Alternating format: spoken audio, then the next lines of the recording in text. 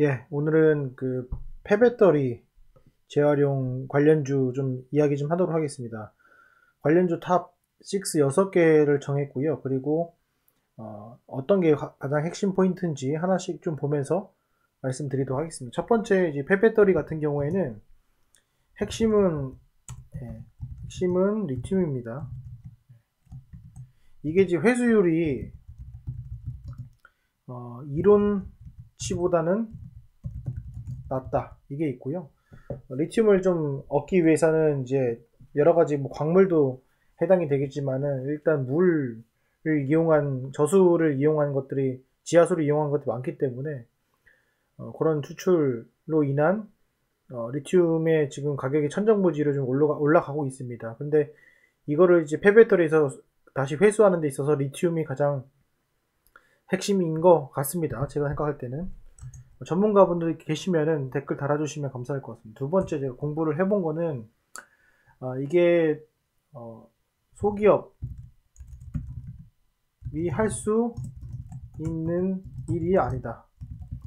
이거는 뭐냐면은 대기업, 그러니까 결국에는 그 배터리 업체와 그리고 그 공급해주는 사람이 필요합니다. 그래서 이 쓰레기도 쓰레기를 줘야지 그 쓰레기를 처리를 하잖아요. 마찬가지로 이 폐배터리 자체가 뭐 일반적인 쓰레기는 아니기 때문에 이거를 이제 일정하게 공급받을 수 있는 공급처가 필요합니다. 그 다음에 이거를 이제 배터리부터 처리 가능한지 그리고 이게 배터리부터 처리가 가능한지를 확인해야 되고요. 세 번째는 이게 지금 뭐 대한민국에만 있는 것이 아니라 이거를 운반을 하는데 너무 오래 걸리잖아요. 그래서 이걸 처리할 수 있는 글로벌 사이트 필요. 이게 결과 궁극적으로 그렇습니다. 처리할 수 있는 글로벌 사이트가 필요합니다. 그래서 각국에 이런 사이트가 있는지를 확인을 해야 되고요. 그리고 네 번째는 대기업과 연합해야 된다. 이렇게 좀 말씀을 드릴 수 있을 것 같습니다. 이런 것들이 가장 중요하다. 저는 개인적으로 생각을 합니다. 그래서 아시겠지만 주요 광물들이 여러 가지가 있는데요. 그 주요 광물들 중에서 이제 니켈, 코발트 이런 것들은 회수가 그래도 쭉쭉 뽑아낼 수 있는데 90%, 90에서 95% 정도 뽑아낼 수 있는데 뭐 98% 이런 거는 이론적인 거라고 보시면 될 것 같고 리튬은 이제 그러지 못한다는 점이 가장 조금 아쉬운 점 중에 하나다 이렇게 좀 보시면 될 것 같습니다. 그래서 나중에는 이제 폐배터리에 회수한 것들의 원자재를 일정 부분 이상 사용해야 된다 뭐 이런 것들이 나오면서 또 이슈가 되지 않을까 이렇게 또 생각을 해보고요.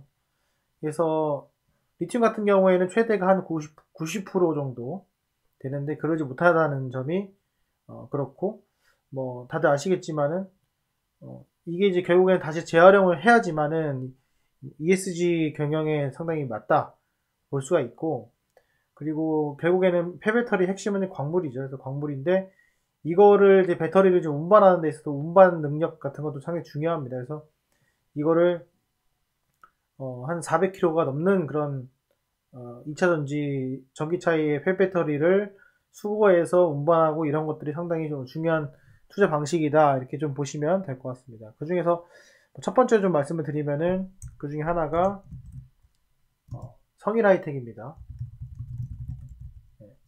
얘는 아시다시피 삼성 SDI, 삼성물산의 지분을 갖고 있고요. 10년 정도 투자를 했고, 그리고 주요 출자자가 이제 있습니다. 그래서 그게 11% 정도 좀 갖고 있는 그런 회사입니다. 그래서 결국에는 이런 게 좀 있다 이렇게 보시면 될 것 같고요. 그래서 이런 것들이 지금 저는 개인적으로 성일하이텍을 좀 말씀을 좀 드려보면은 이게 지금 요거에 이제 많이 관련이 돼 있는 기업이에요. 그래서 보시면은 2014년도부터 법인 및 공장 설립을 했습니다. 그래서 말레이시아, 중국, 헝가리, 인도, 폴란드 이렇게 법인 공장을 했고 그리고 이게 지금 보면 국내에서는 유일하게 여기 보시면은 배터리 배터리 셀부터 재활용 가능 그런 업체입니다. 그래서 그렇게 보시면 될 것 같아서 수거하고 처리하고 공정 과정을 하는 기술을 보유하고 있다 이렇게 보시면 될 것 같아서 이게 좀 캐파가 어떻게 보면 제일 커요. 그래서 저는 개인적으로는 1등이지 않을까 진짜로. 그러니까 뭐 주가가 올라가 내려가고 이런 걸 떠나서 1등이 아닐까 이런 생각을 좀 해봅니다. 그래서 성일하이텍이 있고요. 다들 아시겠지만 두 번째는 이제 파워로직스가 있습니다. 파워로직스도 마찬가지로 그런 게 있는데 이제 잘 알아야 될 게 테마로 올라갈 수도 있고 나중에 실제로 돈이 되는지 안 되는지는 또 파악을 하기 때문에 그렇습니다. 그래서 얘는 이제 지금 위에 거는 삼성 엑스타인데 얘는 이제 현대차입니다. 현대차를 이용한 생산 라인 구축 및 상업화를 진행하기 때문에 이제 파워로직스를 넣었습니다. 얘는 지금은 뭔가 뚜렷한 해당 파워로직스 자체가 폐배터리만 하는 기업은 아니기 때문에 성일하이텍보다는 좀 후순위로 좀 뒀습니다. 그 다음에 이제 에코프로입니다.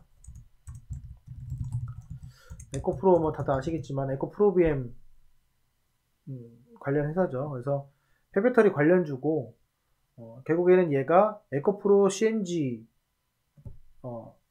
자회사가 있죠. 에코프로가. 그래서 에코프로 CNG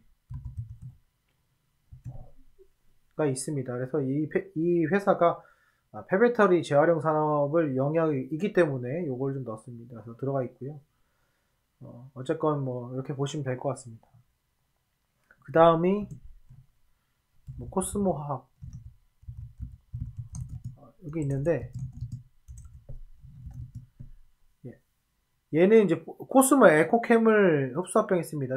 아시다시피 2021년도인가요? 21년도 6월인가 5월인가 6월인가 7월인가 7월 6월 정도 6월에 10월 정도 확인을 해보셔야 됩니다. 어쨌건 요거를 이제 코스모 에코캠 흡수합병 했습니다. 그러니까 결국에는 직접적인 것은 성일하이텍이고요. 그 다음 파워로직스고 에코프로나 코스모아가 뭐 자회사를 갖고 있거나 합병했다 뭐 이렇게 보시면 될 것 같습니다.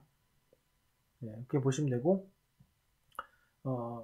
코스모학 같은 경우에는 이제 폐배터리로부터 니켈 코발트를 추출해서 코스모 신소재에 공급합니다. 그래서 지금 코스모 관련된 계열사들은 이제 그런 것들을 자체적으로 해결하는 그런 것들을 볼 수 있습니다. 그래서 이것도 참조하시면 좋을 것 같습니다.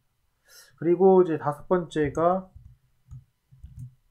유일 에너테크죠.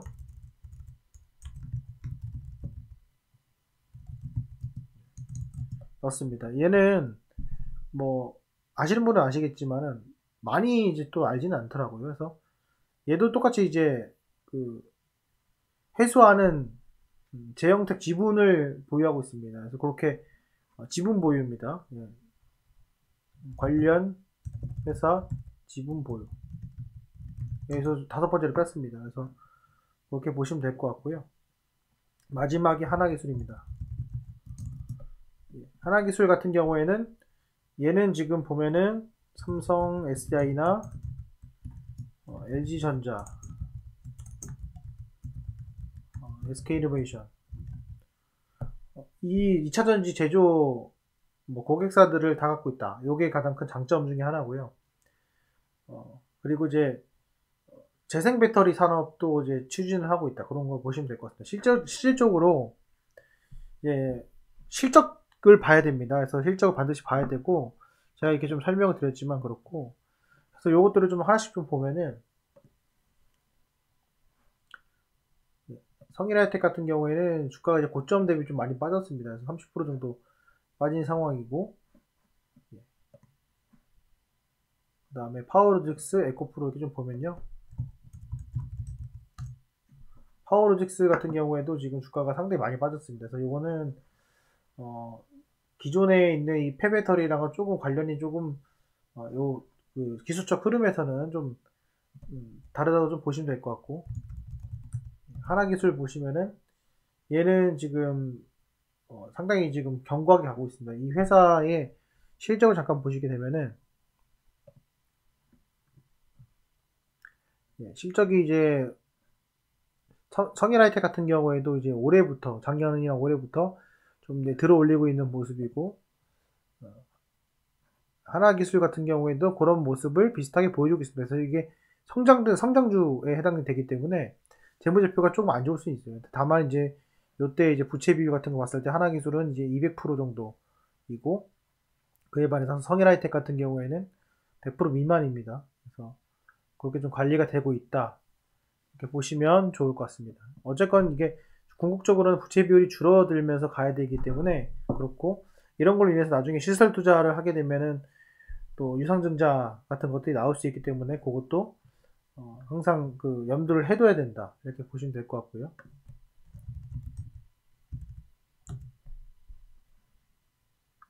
유일에너테크 같은 경우 실질적으로는 뭐 그렇게 뭐 지금 당장 뭐 아무리 소기업이라고 하더라도 투자할 만한 그런 수준은 아니고, 그리고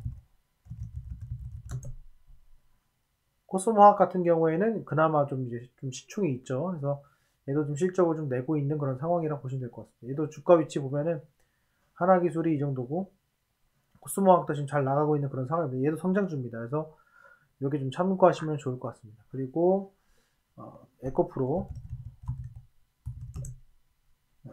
이제 전고점까지 지금 올라가고 있는 그런 상황이고요.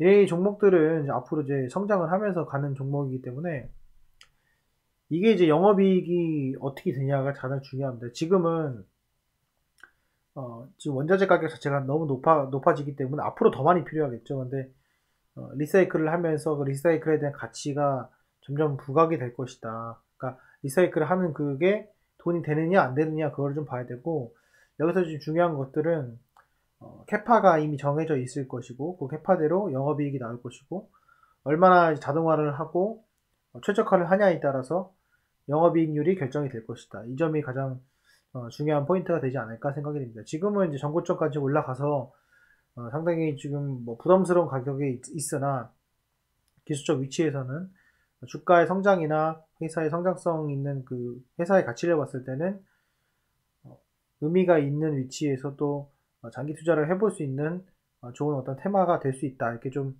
말씀을 드릴 수 있을 것 같습니다. 어쨌건 제가 과거에는 이제 폐배터리 관련된 내용들을 좀 이렇게 설명드렸는데 별로 그렇게 좀 얼마나 돈이 되겠냐 이런 얘기를 했어요. 근데 최근에 그 리튬 가격을 좀 보게 되면은 한 3배, 4배가 올랐습니다. 그래서 실질적으로 이제 리튬을 2차전지 외에는 다른 곳에서 거의 쓰지 못할 정도의 천정부지 가격과, 더 중요한 것은 이 공급처 자체가 다 쏠렸기 때문에 더더욱더 지금 문제가 있는 것 같습니다. 그래서 이런 것들이 결국에는 리튬을 얼마나 잘 회수하냐의 싸움이 또 되지 않을까. 그리고 얼마나 효율적으로 영업이익을 극대화할 수 있을까.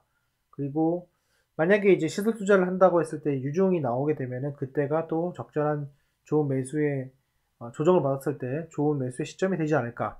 이렇게 좀 생각을 합니다. 그래서 이 점 참조하셔가지고 투자하시는데 도움이 되셨으면 좋겠습니다. 예, 오늘 영상은 여기까지 하겠습니다. 감사합니다.